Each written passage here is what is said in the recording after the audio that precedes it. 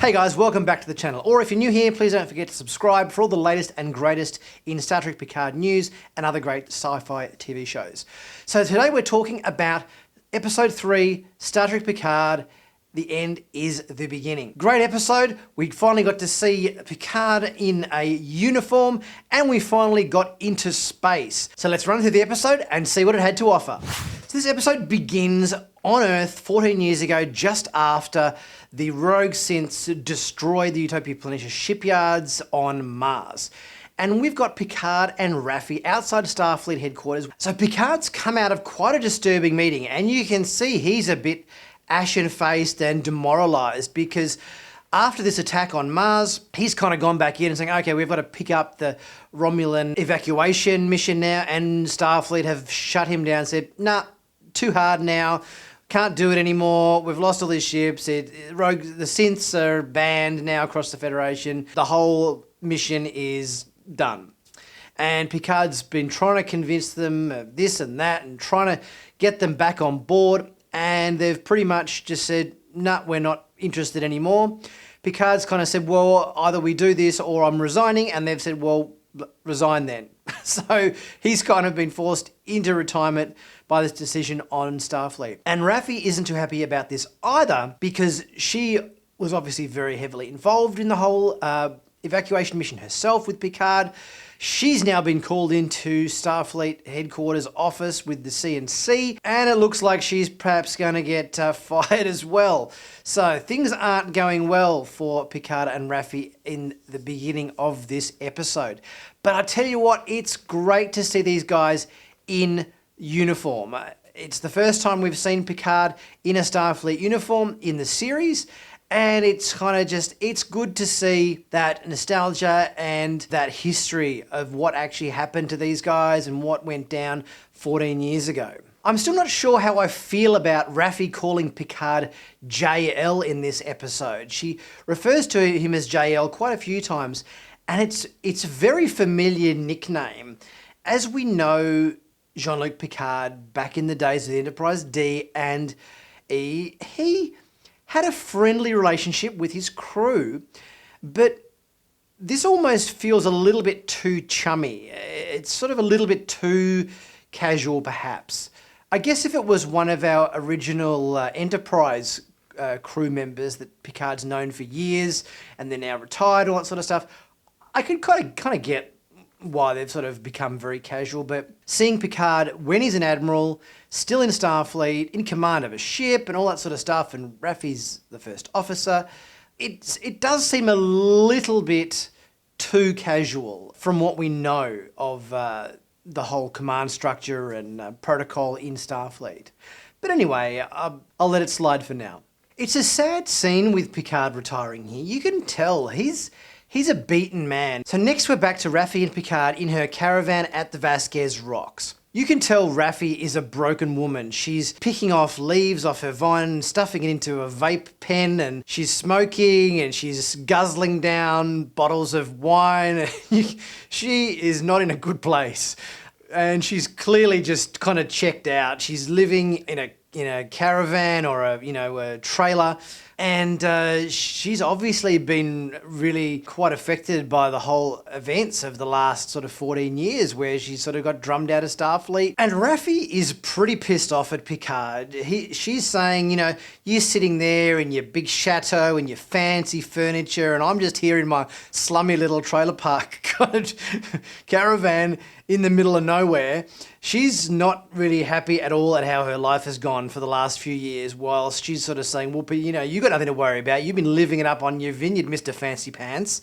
So here we go back to the Borg cube, where we see Hugh for the very first time. He's the executive director on this cube, and he has a bit of a chat to Soji because he's seen some security tape of her speaking to drones that were being dismantled in their own language as a sort of a sign of respect. And Hugh seems pretty impressed by this. Hugh, being an ex-Borg himself, is perhaps a little bit more empathetic about what they're doing here to the former drones, and he can see that Soji is very much that way inclined as well. You can tell there's a side of him that doesn't trust the Romulans or isn't happy with the Romulans about how they're conducting the whole operation here. So Soji has put in a request to speak to this Romulan former Borg called Ramda. And she's sort of like a fortune teller or a soothsayer, and is maybe the Romulan foremost expert on kind of ancient myths and legends and so forth. And Soji seems to know a lot about her when she shouldn't. Hugh's kind of saying, you know all this information about it. This is kind of classified stuff. You shouldn't know this information. So it seems like Soji's getting information coming to her in almost like a precognitive kind of way. Perhaps memory engrams or whatever are activating within her as she gets closer to activation or whatever. So back with Picard and Raffi, he's apologising to her, saying, I'm sorry, I should have been there in your time of need when you needed my assistance and so forth. But we've got a group of black ops, kind of Romulan Sith hunters operating on Earth, and clearly there is an inside force authorising this. So Picard knows that this wouldn't be able to happen without some form of mole on the inside of Starfleet pulling the strings, so to speak. So this has kind of piqued Raffi's interest. Even though Raffi's trying to drown her sorrows in vaping and swigging back on the bottle of wine, her interest is a little bit piqued here. So Picard's trying to convince her to join him, but she's just too broken up. There's too much history with these guys, and you can tell that she's really been burnt by actions of the past with him. But I've at least found you a pilot and a ship. So all in all, it's a bit of a sad scene between these two. You can kind of tell Raffi would like to help him out, and she has respect for him, but there's just too much bad blood. So from here we go to the Daystrom Institute, where Dr. Jurati is enjoying her lunch and listening to some music with her earbuds in, with a nice view of Okinawa in the background, where Commodore O, the sneaky Vulcan, or is she Romulan, or is she Romulan posing as a Vulcan, or is she just a Vulcan with Romulan sensibilities, I'm not sure, appears behind her and starts asking her a lot of curly questions about her meeting with Jean-Luc Picard. And you can tell she's pretty uncomfortable here. This sort of feels like some naughty student at school who's been sprung by the teacher, caught cheating on a test or something, and she's being told off. And Dr. Jurati, she seems very timid, even though she's the world's foremost doctor on cybernetics and so forth and artificial life. She seems like a sort of a 15-year-old girl being told off by a teacher at school in this scene. I can't say I'm a massive fan of the sunglasses that Commodore O is wearing in this scene. We've seen characters on sunny planets before throughout the history of Star Trek where it's been incredibly hot and incredibly sunny, and we've never seen a person wear sunglasses, particularly Ray-Bans. I think it seems a little bit out of place to me. If it was a desert planet with like harsh burning sun, maybe I could kind of see how, yeah, we need sunglasses in this scene. But Commodore O is standing under a tree. It's kind of a very mild kind of setting. It seems a little bit weird, particularly when we haven't seen sunglasses wearing Starfleet officers before. So now we're back to the Borg Cube, where Hugh and Soji are going to meet up with this Romulan ex-Borg soothsayer fortune teller character called Ramda. She's in a room which is sort of like a cross between a little recreation lounge and a brig. It's got a force field and a security gate kind of thing on there, but it's also kind of a comfortable room with tables and chairs and couches and so forth. So this room is full of ex-Borg Romulans, and they're all gone a bit crazy. There's some guy working on a Romulan version of a Rubik's Cube in the background. There's people drawing weird sketches. They're all kind of a bit loopy, like it's a ward at a mental asylum. Back with Raffi on Earth, she's been sent a communication from Jean-Luc where he sent her all of the information Starfleet has on Bruce Maddox. And you can tell she's going through some files that Picard sent her, even though she doesn't want Picard to know that secretly she's a bit interested in what Picard has had to say, but she doesn't want him to know that. So next we go to our first shot of the La Sirena, where Picard beams on board and we see what we initially think is the captain of the ship, Chris Rios, but turns out to be the EMH. So it looks like Chris Rios has had a bit of an accident here. He's got a bloody great piece of shrapnel sticking out of his shoulder from something he's been working on that's impaled him. It seems like he's got a whole holographic kind of emergency crew on this ship. He's got a an EMH with a British accent. He's got a navigational officer with an Irish accent, and they all look like him. So he's programmed all of his holographic emergency crewmen to be in his image, which is kind of a bit narcissistic, but anyway. So Rios tells Picard to sit down for a chat, and there's a really nice little moment here where Picard looks down at the captain's chair, thinks about sitting down, but then he changes his mind and sits down in the navigator's chair on board the bridge of the ship. So it's sort of like, no, I'm not the captain here anymore. I'll just sit down in this other chair. It's a kind of cute little moment. So Picard's trying to suss Rios out in this scene, and he can tell that he's got a Starfleet background, his ship's really well maintained and looked after. All of that Starfleet training that Rios has had over the years has definitely translated to the way he runs his ship now.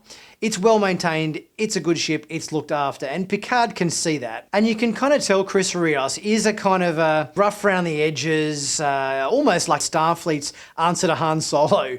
He's rough around the edges, he's a bit of a... seems like a bit of a cad. The only thing that's missing is Chewbacca, but maybe if Raffi grows her hair a bit, then she'll have that box checked. So back on Earth, Raffi is going through the files on Bruce Maddox that Picard sent her, and she's getting into the code, is finding out that there was a message sent or some sort of encrypted information to imply that Bruce Maddox is on a place called Freecloud. Now, I'm not exactly sure what Freecloud is, but a whole bunch of dice and so forth kind of popped up on the screen as a logo. So maybe Freecloud is some sort of gambling casino kind of planet or starbase or something to that effect, perhaps. But wherever it is, it seems like it's a very kind of hidden off the books kind of, establishment. So it's clear that Maddox doesn't want to be found. So we get another scene now with Chris Rios talking to his emergency navigational hologram. And the navigational hologram is kind of basically running through Picard's CV or resume about all the things he's done over the years, and is kind of a bit starstruck, and is sort of almost trying to convince Rios to take the job. It's a little bit kind of weird here, I find, with all these EMHs or ENHs looking like Chris Rios, and each of them has a different accent from a different region, British and American and Irish. It sort of seems a little bit like Santiago Cabrera is trying to put together like an acting resume or showreel or something of all the acting accents he can do. They're kind of humorous scenes, but at the same time, there's a kind of a bit of oddness about them in that regard. So it definitely seems like Rios has got some ghosts of the past acting on him as well. He says 10 years ago, he was obviously in Starfleet on a ship as the first officer, but his captain ended up being killed quite graphically with his brains and blood splattered all over a bulkhead. So obviously that's an image to which you would not come back easily from. And you can tell, even though he's been affected by the events of the past, that there's a side of him that really wants to get back out there under the command of somebody who he respects and honours. Back in France, Picard and Laris are talking on the balcony about how Picard tried to fit in and tried to make the vineyard his home, but he just never kind of quite felt right. It's a nice little scene between these two guys where they're looking up to the stars, and he's kind of reminiscing and missing being out there in space and exploring the galaxy. And, it just hasn't kind of been him sitting in the vineyard tending grapes for years. And you can tell he really wants to get back out there. Back on the Borg cube, Soji is kind of talking to Ramda, the Romulan soothsayer fortune teller. Soji seems to know an awful lot about Romulan history and background. Hugh even goes as far as calling her a know-it-all. She knows so much. And this is information that seems to be relatively new to her. It's sort of not like she's sort of looked up all this history or researched it or anything. She just it's almost as if suddenly the facts just popping into her mind out of nowhere. Back at Chateau Picard, Zhaban has organised a nice little packed lunch for Picard to take on his little journey away with some nice cheeses and some spreads and whatnot. And At this moment, a bunch of Zhat Vash operatives shoot through the door and come in attacking Picard, Laris and Zhaban. After a bit of hand-to-hand combat and a bit of a phaser fight or a disruptor fight, they managed to pull through this tense moment, with the last Romulan being taken out by Dr. Jurati, who has obviously come a-calling and has managed to take out the last Romulan as she enters the house. So they managed to dispatch this squad of Romulans, and Jurati is a bit shaken, and Picard gives her a glass of red to calm her nerves, whilst they assemble all of the weaponry from the Romulans and tie up one of these Zhat Vash operatives that they've managed to stun. And Jurati is a bit freaked out because of the whole visit from Commodore O back at Daystrom. And she's sort of saying that she came to see me and she told him about what Picard's been asking about. And she's clearly concerned and worried and a bit shaken up. Laris brings around one of the Zhat Vash operatives that had been stunned during the phaser fight. So back on the Borg cube, Soji's getting her fortune told by Ramda and is going into a little bit about mythology, which isn't a Romulan word, and is exploring how Borg might share past trauma to help them cope with past events and so forth. And Ramda says there's no such Borg word as history or mythology, and it's more so to them news.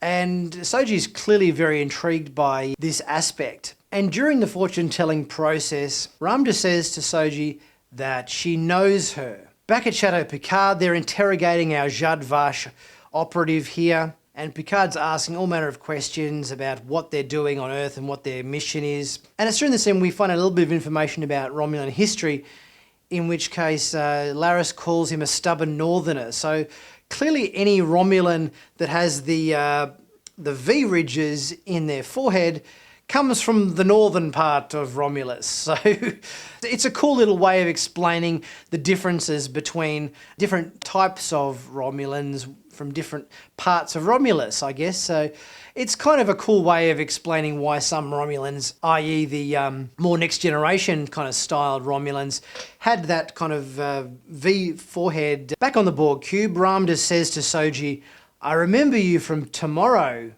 which is kind of a bit odd because they haven't met, but obviously there's a bit of precognition going on there with Ramda the fortune teller. And here Soji just starts blurting out this information about Ramda, how she was on board the very last ship that was ever assimilated by the particular Borg cube that these guys are on. She was on a Romulan scout ship, and she was one of the last people assimilated, but something went wrong. And it almost seems like this information has just spontaneously appeared in Soji's brain. That up to this point, she hasn't been aware of it. It just seems like this information kind of keeps coming to her in moment to moment. So it seems like after Ramda and her Romulan ship was assimilated by this Borg cube, something catastrophic went wrong to cripple the Borg cube and destroy it and end up adrift in space. And Ramda seems quite disturbed by this memory of what actually happened that Soji is reminding her of. And what's even more interesting is when Soji brings this up to Ramda, her little safety badge thing on her top starts to glow like there's some sort of emergency or warning system there in place. So this is a really interesting clue. And here we intercut between Soji and Ramda on the Borg cube and back at Chateau Picard with the interrogation of the Zhat Vash operative. And they seem to be quite disturbed about the presence and existence of Dahj and Soji. Ramda's getting quite upset, saying, "Who are you? Which one are you? I.e., which of the two synths are you? Are you Dahj? Are you Soji?" Ramda's asking, "Are you the one that dies or the one that lives?" And it's here that simultaneously Ramda and the Zhat Vash operative reveal that Soji is the destroyer, whatever that means. And they think she is bad news. At which point Ramda tries to draw a weapon off a security guard in this room to kill Soji, but is disarmed. And The same time as that, the Romulan Zhat Vash operative at Picard's house takes a suicide pill and disintegrates himself on the floor of Picard's study. And after this moment, all the Romulans are kind of looking at Soji kind of weirdly in this room. I mean, they're all a bit loopy to begin with, but after this event, they're looking at her very warily, like they know something about this name that Ramda called Soji. Seb Sheneb, the Destroyer. Who is Seb Sheneb? Some professorial Romulan destroyer of worlds, clearly. And we leave this scene with Soji looking at the triangular tarot card of what looks like two sisters looking at each other, obviously referring to her and Dahj. So next we see Soji talking to her mum on a communication device. She's asking, is Dahj okay? And mum is clearly not mum at all. Mum is clearly some Romulan bloody trick that they're posing as her mum to tell Soji, oh yes, Dahj is fine, I just spoke to her today. Yeah, right, okay. And this is all a big ruse, at which point Soji loses consciousness and collapses on the bed.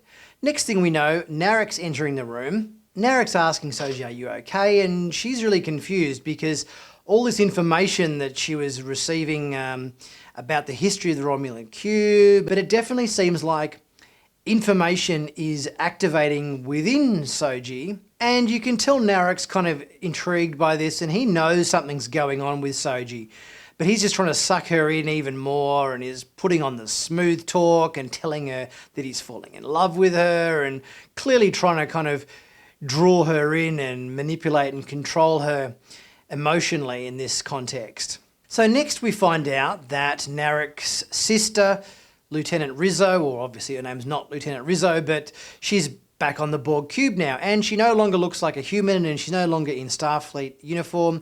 She is back in her Romulan outfit with her Romulan ears. And it seems like Rizzo is very impatient here. She's trying to find out from Narek what information he's managed to find out about Soji and Dahj, and it seems like Narek's playing the slow game. He's sort of trying to find out with the whole softly, catchy monkey kind of technique, whereas Rizzo is definitely a bit impatient and she wants to find out yesterday. Narek is not getting results at the speed at which she would hope. So it seems like Rizzo is kind of allowing this course of action from Narek to take things slowly because of what happened on Earth. And that was obviously a huge setback and a huge blunder on Rizzo's behalf. But for now, she's kind of tolerating Narek's go slow technique of finding out the information from Soji. So back at Chateau Picard, Jurati is saying, you gotta take me with you. I'm the Earth's leading expert on synthetic life and I'm desperate to come on this trip. Please, Jean-Luc, please take me with you. So Picard is kind of like, he's gonna say yes. He's gonna say yeah. So there's no question there. Meanwhile, Rios is packing to go. Zhaban and Laris are kind of ready to send him on his way. Picard contacts the La Serena in orbit and up beams Picard and Jurati to the ship. So here we find out that Raffi is in fact on board the ship and she is coming too, but however, she's just coming along for the bit of the ride to get to Freecloud and isn't joining Picard for the rest of his mission. But we kind of know that that's probably going to change. And Raffi's a bit perturbed that Picard has brought Jurati along because, like, who's this chick and what's she doing with us? You didn't ask me to security check her or anything. She could be anybody. And Picard explains who she is and all that sort of stuff and why she's there. But Raffi's kind of a bit like, hang on, do your due diligence and just make sure she's all above board before dragging her along. And set course for Freecloud, which we don't quite know what is yet, but based on the fact that there were dice and everything in the logo, maybe some kind of casino type planet or establishment, who knows? We'll find out next week, I'm sure. In the last part of this episode, which brought a lump to my throat, the old Next Generation theme swells as Picard gives his famous engage command for Chris Rios to go to warp and set course for Freecloud. All in all, this was a good episode, I thought. I had a good amount of action and a bit of intrigue and stuff going on. It was great to see Hugh Borg back again after so many years. And his character seems quite interesting on board the Borg cube there. Great to see Picard and Raffi in uniform at the beginning of the episode. And it was great to see Picard finally up on board a ship in space. We finally get to do some trekking in the stars and not just hanging about Earth on a vineyard, twiddling our thumbs, so to speak.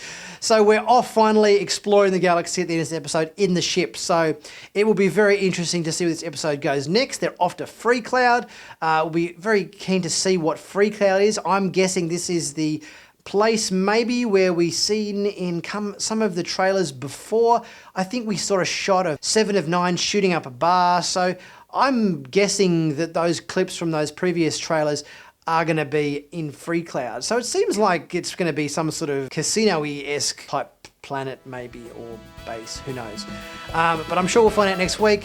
I really enjoyed this episode. What did you guys think? Did you guys love it? Did you think it was okay? Did you hate it? Let me know your thoughts. Drop a comment in the comment section, and as always, please don't forget to subscribe. It really helps me and the channel out. Like, share, all that sort of stuff, and I'll see you guys next time.